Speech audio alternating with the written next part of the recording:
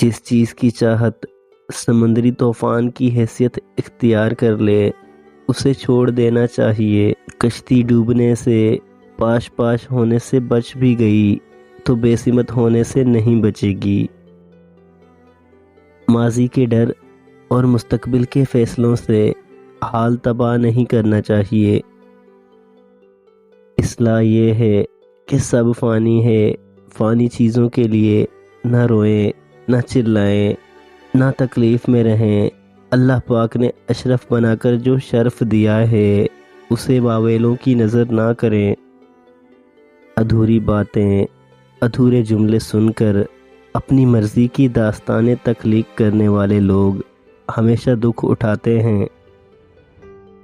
اچھے لوگوں کی اچھی عادتوں میں ایک دوسرے کو اچھے لفظوں میں یاد رکھنا بھی ہوتا ہے۔ آپ کو لوگ استعمال تب کرتے ہیں جب ان کو اجازت دیتے ہیں۔ آپ خود ذرا سے مضبوط بن جائیں تو آپ کو کوئی استعمال نہیں کر سکتا۔ رشتے جب بنائے جائیں تو انہیں نبھایا کرتے ہیں، توڑا نہیں کرتے۔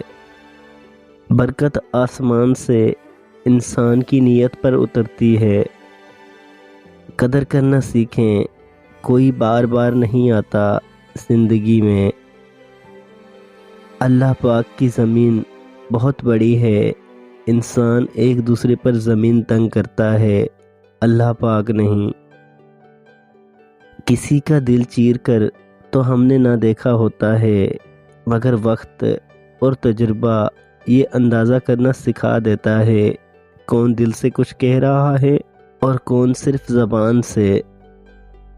اللہ پاک کا شکر ادا کرنے کے لیے کسی شے کا ہونا ضروری تھوڑی ہوتا ہے، بس انسان کو عادت ہونی چاہیے اللہ پاک کا شکر ادا کرنے کی۔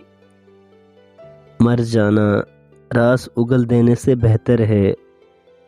انسان کے کردار کے قد کا تعین اس کے باپ کی وراثت سے نہیں، اس کی اپنی قسمت اور محنت کرتی ہے۔ محبت اور عزت نفس کا آپس میں گہرا تعلق ہے۔